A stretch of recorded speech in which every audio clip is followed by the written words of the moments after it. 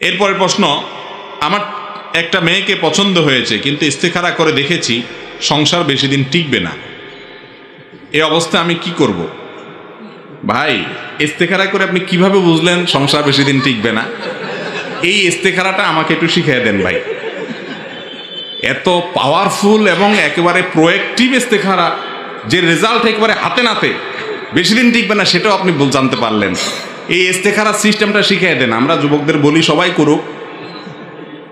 ভাই, ইস্তেখারা সম্পর্কে আমাদের অনেকের ভুল ধারণা আছে। ইস্তেখারা জিনিসটা কি ভাই?